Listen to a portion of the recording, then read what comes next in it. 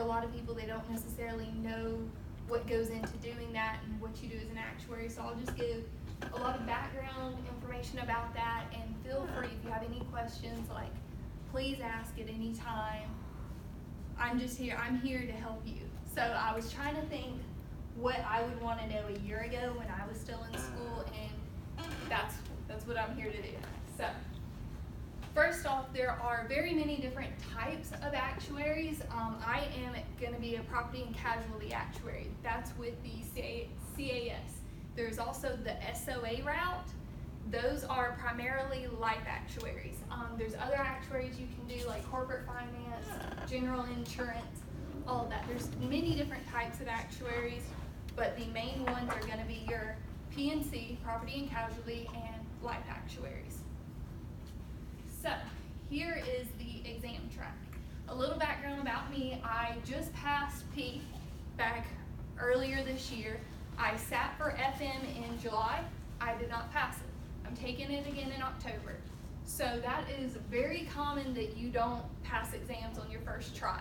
It is more common than you think if you look at all of the pass rates. And those pass rates are people taking them for their first time and people taking them for their 100th time. These are the average pass rates. You can look them up on the Actuarial Outpost. That's where I got all of the pass rates. This is the CAS exam track. I will talk about that just because I know that one better, obviously. So the first two exams, the first one's P, the second one is FM, Financial Mathematics. You can take those out of order. It doesn't matter which one you take first. Technically, you can take any of these exams out of order, but they kind of build off of each other, so you should take them in order. But the first two, doesn't matter, you can start either way. The gossip is the FM's easier just because there's not as many formulas. It's not, I wouldn't say it's easier, but a lot of people like FM better. It's not as much material. It really just depends on what you like better. If you like statistics better or financial mathematics better. The third exam, which I crossed it out up there, they haven't updated the CAS website. It is now called IFM. It is now a computer-based test. So the first three are your preliminary exams. They are going to be computer-based exams, and they are 3-hour exams. P is 30 questions, FM is 35 questions to do in the 3 hours. I can't remember how long the third exam is, but it's about the general ballpark. And then you get to these two exams. Those used to be one exam. It was exam 4. They just split it up here recently. They've only had 3 sittings of this exam. One of my coworkers, he's preparing to take it now. These two are your first actual actuarial exams. The first 3 are your preliminary, so it really gets into a lot more material once you hit these 2 exams. And then once you reach exam 6, you are an associate actuary, so you receive your ACAS. A lot of people stop taking exams here. Don't do that. Keep taking them all, because you only have 3 more after that. Like, you made it that far. You should keep going. But you do earn an accreditation here. You get your ACAS, you get, all kinds of stuff. And then once you hit your 9th exam, you're a fully blown actuary, you get your FCAS.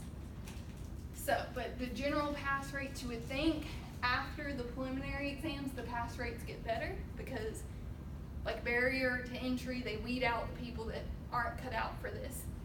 That is not the case. They are all actually really difficult exams. They are all very long exams. You have to put in the hours if you want to take the exam. So each exam, you should study 100 hours per hour of exam. That is the minimal requirement. So for the first or second exam, they are 3-hour exams, and the third. They're 3-hour exams, so minimally you should be studying 300 hours. Does anyone have any questions while I'm still going? No? Has anyone taken, yes, Do you keep like a running total per test? what do you mean? Like, do you like keep track of how many hours you I don't study? know, you lose track after studying. Studying becomes your life, but you just have to stick with it. So for each, like P, I probably studied way more than 300 hours. I would say the first time taking it, I definitely know I studied for the 300 hours. I tried to log those because I was trying to be diligent to make sure I was giving myself enough time. I would say you have to start studying for these exams a few months before you want to take it. So I would say finish the material because you can get online courses. I would really highly recommend them. You could get coaching actuaries, or you can do infinite actuary. They're very good. They go very in depth. They have practice exams, practice quizzes, everything. Finish the material a month before you take the exam, because that last month you need to be doing practice problems, practice exams, hammering out stuff. You need to expose yourself to as many problems as you can get your hands on and really understand them. Yeah. What's the, is there a cost for those courses? Yes. So I know, I think they both do student discounts. So coaching actuaries for the whole course, which includes the adapt, which is the practice exams and all that, and the course material, it's around $400. But for students, they cut it in half, it's $200. I would really invest in that, and that's for the 6-month access. And I would do a pretty lengthy access because you might not pass it that first time and you want to keep using that material. So you're going to look at it as an investment, but I honestly think the course is worth the money. And what you get out of it, it's really, for each lesson there is videos of PowerPoints that goes over everything in depth. You get the manual with it, so you get the textbook. You get videos for every single lesson, and then you also get the quizzes and practice exams. And they do a one pass guarantee. So say you get the course for the full 6 months, and at the end of the 6 months, which you can take the real exam whenever you want, but say you fail it after the 6 months, you can send them an email and say, hey, I failed. They'll give you an additional 6 months for free. So that's why I say, honestly, do coaching actuaries. It's worth the money. They're really great, honestly.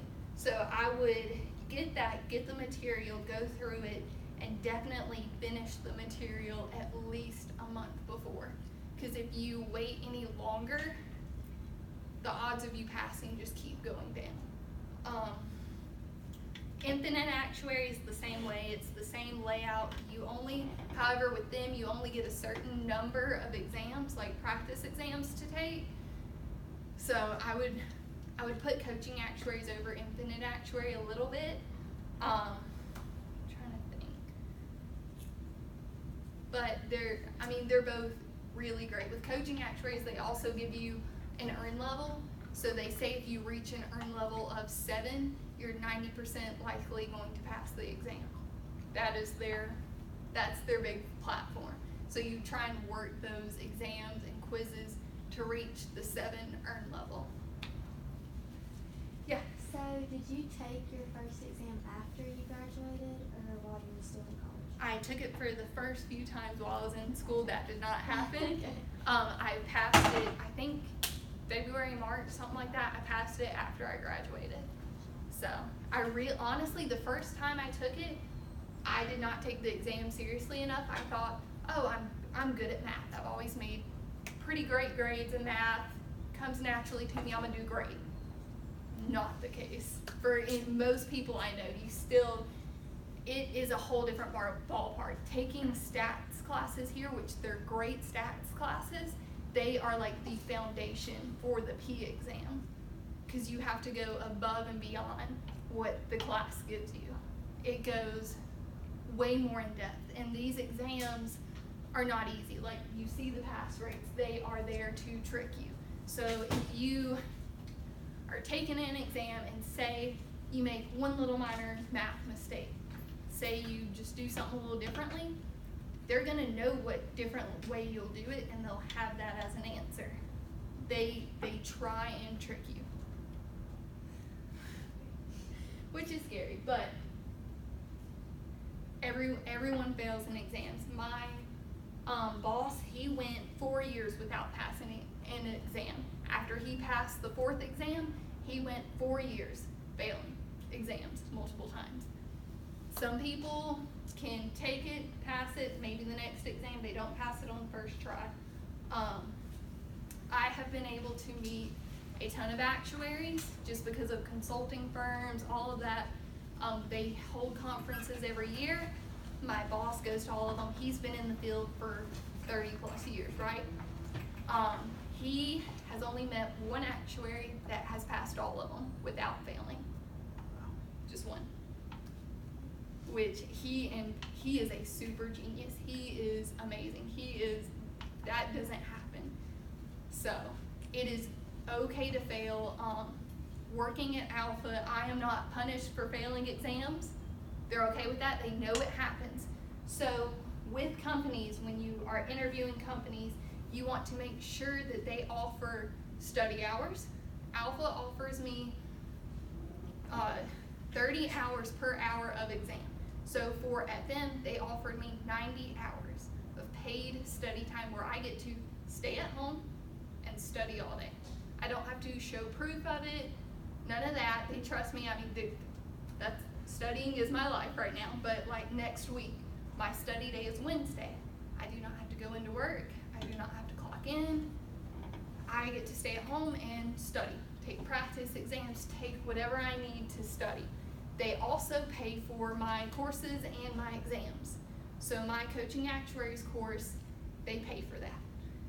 So that's why I say go ahead and invest now and get 1 or 2 exams passed, because in the long run that pays off, because you will be, because this is the norm, you'll get hired on at a company who will cover all of those costs. They pay for all of my exams, no matter how many times I fail them, pass them, whatever. They pay for my course, they pay for any materials I might need. So I would say that is a requirement. If you interview for any actuarial positions, ask about that, because most companies are gonna offer this, and if they don't, I would say go somewhere else. And that's just because studying, you really have to dedicate a lot of your time to study.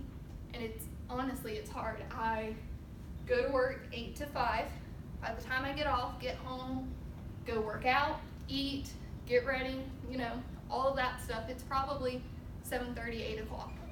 You gotta go to bed at a decent time too. So where do I fit in my 300 hours of studying or 400 hours?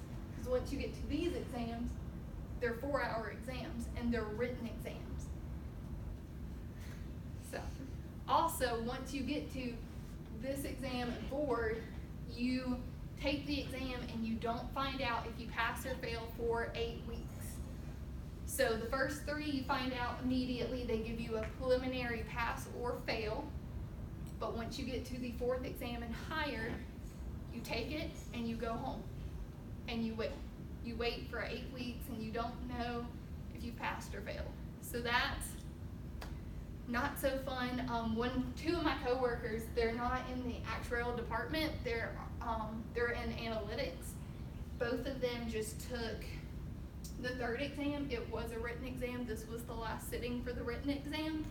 That one will now only be computer based, but they both just took the 3rd exam in July, and they just found out last week they both didn't pass. One of the guys was sitting in the boat though. What do I do? Do I start studying for 4, or do I wait and keep studying for this one to retake it? And that's honestly, it just depends on how you feel. So he went ahead and started studying for the 4th exam, knowing he may have failed. He was like, I'm on the fence. I was really close either way. But he found out he didn't pass, which is fine. It's very, very common. And so now he's retaking the 3rd one in November, and then he's gonna take that 3rd one in March. So the way these are also set up, the first 2 are offered every other month. They're alternating months. The 3rd exam is offered like 4 times a year. so a little less, and then once you get down to these are offered twice a year, these are offered once a year. So say you don't pass, you have to wait an additional year to take it. So that also is why it takes so long to become a fully blown actuary. It usually takes most people 6 to 10 years. And that's because you most likely won't pass on your first try, which is fine. And it's, like I said, everyone is very encouraging.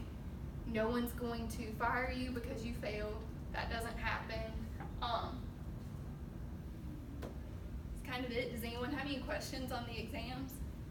Anything I can answer? Yeah. What, I mean, based off of the exams you've taken and the ones that you may know about, what courses do you think would that we offered do you think would help people prepare for that, or are there any? For FM, in the math department, there's none necessarily that I can think of that really prepare, because it's financial mathematics. None that I took, at least. For the stat courses, definitely math stats 1 and 2. They laid a great foundation. All the formulas, the bulk of it, I will say though, it goes more in depth, just a little bit more, and it's just a little bit more trickery is what I want to say. Like, it's not that it's necessarily harder. It's just, you got to know what they're looking for. So the math stats courses definitely laid a great foundation for that. Anybody else? Okay. Yeah, math. FM now we are going to offer finance and mathematics. Okay. Yeah, it is. Move on. So this is what most people like to see, is the salaries. So you get paid a lot of money to be an actuary. This is a little outdated, what I have. It was really hard for me to find a good enough chart to show. They're even, like I said, the 4th exam is split up. They don't even have exam 7 on here. All of that, okay? So this is a little outdated. I will say it is very accurate though, from where my salary is and where my coworkers' salaries are. And I will say we are on the higher end of those. So when you look at these, I would look at this right number. It is a lot more accurate to what we're making currently at Alpha for the people I know taking exams. The reason for that is, if you look up here, there's only 70,000 actuaries in the world. That's really not a lot.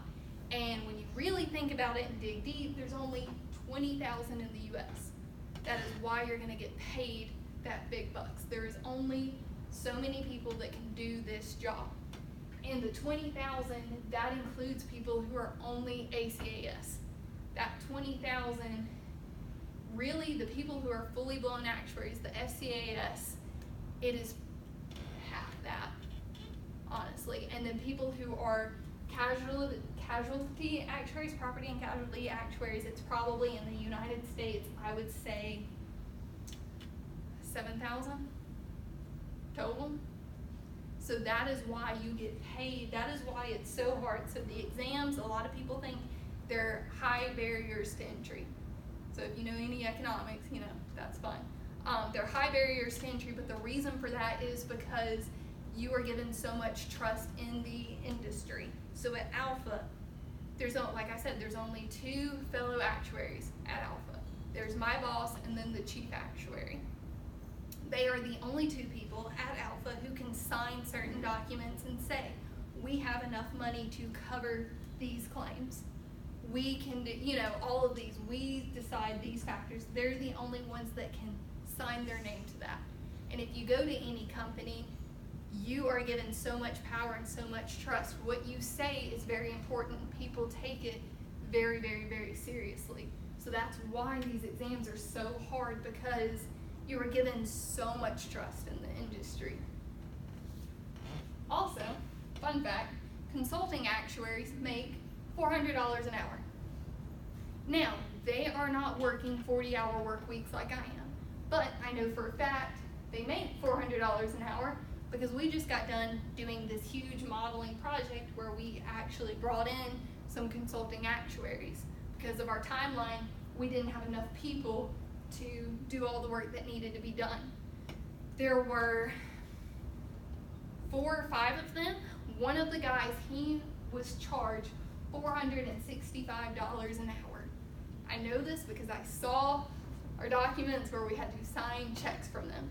So we would say on a phone call all the time, if we had to call them in for a conference call, if we got off the phone with them, oh, we just saved $100, because there would be 4 or 5 on there and it'd be $2,000 phone call.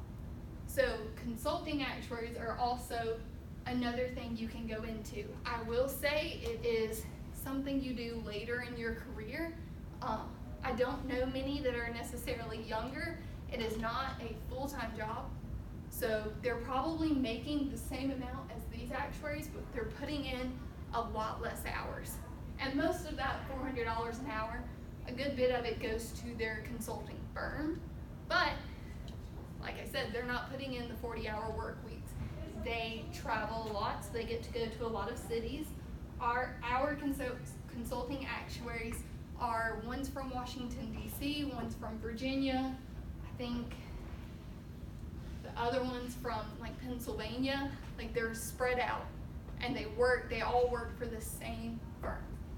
So they are and usually the consulting actuaries are very specific in what they do. So the ones we hired, they were very good at modeling.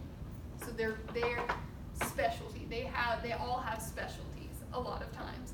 And that's why they get paid the big bucks. It's because they really know what they're talking about. And the guy I said, the only guy that any of us know that has passed all exams without failing, he's in consulting actuary. They are a group of very, very, very smart people. But I know a lot of people don't go into that until later in their career. Once you get a feel for it, you're not going to jump in and be a consulting actuary. That doesn't happen. You have to know the industry. You have to learn a lot. There's a lot that goes into it. Is there any questions about the salary, anything like that? Okay. So the next thing I wanted to get into is programming languages. Do any of y'all know any of these programming languages? Yes, no, kind of, so? Okay. I will say VBA is not used as much. I put it up there. Alpha is an older company. We are moving away from that. I haven't had to work with it. I've had to see it. That's about it. So I will say VBA is an older language. It is a dying language. That's why I didn't put any code up here for it. The thing I work with, my programming, is I do R. I am like an R expert now. I love it. Everyone should use it. And I'll even get into some of the R code I wrote. So up here I have put 3 of the main packages that if you can get your hands on R that you should learn. The main packages are dplyr, tidyr, and ggplot. These are for data manipulation. Because the biggest thing you're wanting to do in industry right now, anywhere, and this is not only for actuaries, but analytics, data scientists, anybody, you want to be able to analyze big data.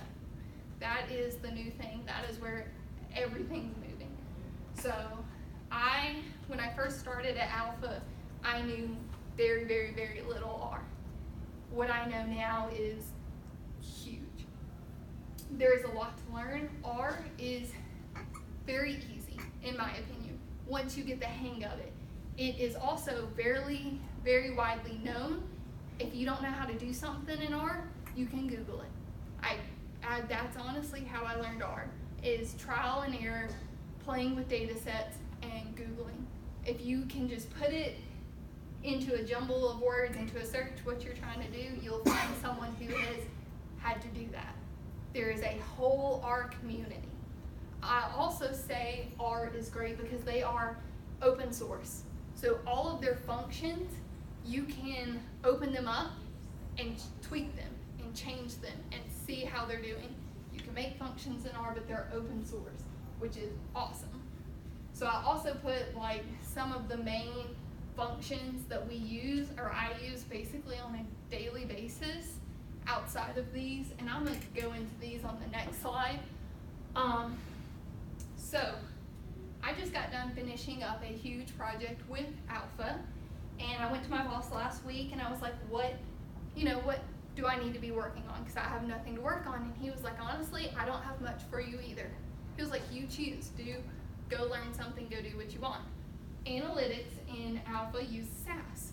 So I just this past week have started to learn SAS. And I would say SAS is another huge one. Alpha, the only people who use R at Alpha is the actual actuarial department. Everyone else uses SAS. And a lot of actuarial companies use SAS as well. I don't know much about it. If you have questions, I will try and answer them. I tried to put up a sample code, and I'm just going to talk about that mainly in the next slide. So if you look at some of the language, it is very, very similar to R. A lot of the programming languages, once you learn one, it is easier to learn more because the similarities are just so great. They might have different names and stuff like that, but once you get into it, it's all very similar. But I would say the best one out there is R, just because of there's so much stuff you can do with it. You can load so much data into it. You could honestly do anything with it. So I'm going to get into that a little bit. So this is just a sample of some R code that I have gotten together for Alpha. So this up here is just a basic data frame we have of policies and some premiums. Because that's what we look at. We're an insurance company. So we wanted to look at each territory because you're going to have different rates for different territories. Some territories are more high risk than others, right? So we have to look at that a lot of times. So this is data that you get. You have to be able to manipulate that data. And if you look over here, it's cut off. It's because it keeps going because we have a lot more coverages than what is on the screen right now. And it is thousands and thousands and thousands of records long. So you have to be able to manipulate that into something you can use. So here's some code I wrote right here. The begin table is the name of that table up there. And then I just want to select the columns I need. There is columns in that table, which in a lot of data sets, you don't need every single column. You only need what you need, right? So I'm only selecting the policy number, company, and territory. And then the ones that end in .premium. That's all I care about. So I want to take those, and then I also want to gather them. So what gather does is takes those columns and pulls them into one. It's going to give it a coverage. We'll turn all of those columns, it's going to gather them, and you'll have a coverage code and the actual number, so the premium number, so you'll have only 2 columns. So it's only going to have 3 columns, or 4 columns now because of territory. So you'll have company, territory, coverage code, and the coverage premium. And then I want to take that, and I need to group by something, because if you don't group it by anything, it's just going to sum it up to one number. You need to tell it what level you want it at, and that's what the group by does. So I want to group it by company, territory, and coverage. So that's why you see the company AMG 3 times, which this is also a snippet. We have more territories than just territory 20. But it sums it by company, territory, and each coverage. And that's what it does. I would say R is the best at data manipulation. It takes a lot of data and you can get a lot out of it. I also included this graph. It does not go with either of those data sets. Don't try and figure it out. I just wanted to show the other package, the ggplot package. You can do so many things with it. There's a million different plots you can do with it. We look a lot at histograms. So like this is just the dollar change. We were just running a rate study to see how much each of these policies changed and put it into a dollar range. So 915 of them only changed from $1 to $100. We just want to see the curve of the graph and how much is changing. We want to see if, say we only wanted to target these. We want to make sure this is the average, the main change, and that there's very few people that change more than that and very few people that change less than that. Pick Pike County just because I'm in Troy today. So this was just one of the regular graphs. I do this weekly, not weekly, but it's for different stuff. This was for a rate change. You can do it for territory counts. You can do it for so many different things. And R is great with that. This is a plot that came straight out of R. I did not put it in Excel. I did not go anywhere else with it. This is straight from R, which is great. Here is another graph that I did in R. I like doing these graphs. They're very pretty. They're fun to me, looking at the territory codes, looking at what different territories do. So that is the code above it. It's really not that hard. It's just, hey, take the data frame. Hey, what is my X and Y? I had to put the group because this is a geospatial data frame, and I'm putting it in ggplot. So that's why I had to put the group there. Usually you just have to put what your X and Y are. After that, you have the GOM underscore. Usually that's going to be GOM underscore histogram, scatter plot, box plot, all of those plots. This one is a polygon because, like I said, we're using geospatial smoothing or geospatial data. So it's actually taking all of these coordinates, every single little edge is an X and Y point. So it is taking that. That's why I had to use the polygon. So then the next one, the coordinate quick map, that just makes it look pretty because if you plot XY coordinates on with ggplot, it stretches it kind of funky. Alabama doesn't look necessarily like Alabama. You put that code, it fixes it. The next one is just the colors, and then the last line is just labeling. So once you get the coding down, it is very easy. This is very standard code. This is stuff I write every day. It's really not that bad. I think this might be my last slide. Day-to-day basis. So I'll talk about what I necessarily do at Alpha every day. We just finished up an auto project. This is one of the graphs I did for the auto project. So we did a complete change of how we rate our auto policies. We looked at every single aspect, as in male, female, insurance score, what car you drive, what state you live, or not state, but what county you live in. We looked at, have you been in an accident before? Honestly, any variable you can think of, we looked into it and we put that into our rating. It was a huge multivariate model. It was massive. So what I did with that is we made all of those changes and we ran a rate study. And so what I did was I took one of those policies out of the rate study, and all I changed in that policy was the location. Where is this policy at? This policy originated in Autauga County, right? It originated there, but I moved it around into every single different county to see what the geolocation did. Like, say, for instance, I know we were targeting certain counties.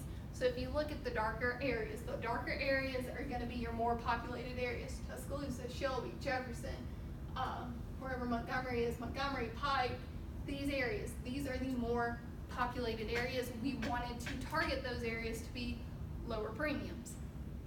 And that was assured by this map.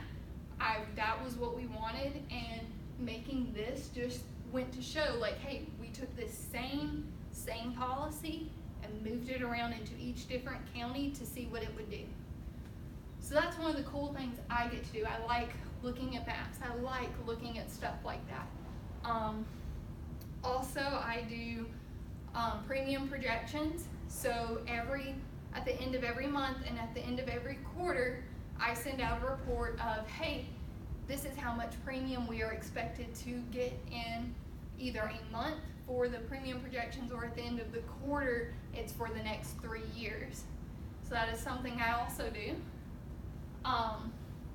We look at filing all of the rates. So we just filed all the rates for the auto project. I help with getting those filings ready, doing all of the paperwork for that.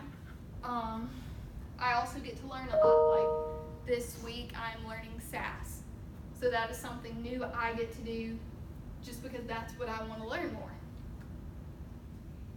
Any questions? Yeah. Did you have a lot of knowledge on coding? No. Not much. I've seen R. What I knew in R wasn't necessarily what I do at Alpha. If you can get your hands on it, do a lot of data manipulation. That is the new thing. You don't need to know how to take, like we had computer programming for math majors. That was a class I took here. We learned VBA. In that class, I learned how to take an interval in VBA code. That's not what you're going to use VBA code for. That's not what we used it for in the past, and that's not what we're going to use R and SAS for in the future. You're going to be taking tables and manipulating them. You're going to be changing them, seeing what's happening, graphing them. Know your confidence intervals. When you graph stuff, you're going to have to graph your, like when I do my predictive analysis, I have to graph out my confidence interval. How confident am I in this response, you know? Did that kind of answer your question? Yeah. So all of my coding I've basically learned at Alpha, and it was my boss showing me R. Because he is the main one who does all of the R training. He's the R guy, and then there's me, and then my coworker. We're the only ones that really use R at Alpha. There's other people who have seen it, who can work in it. They just don't. They just don't know it as well, so they'll come to us. It is a great programming language, and it's honestly really easy. It looks harder than it really is, I promise. Once you get going with it, it's not that bad, and like I said, Google is your friend. It will teach you everything you need to know. There's a huge R community.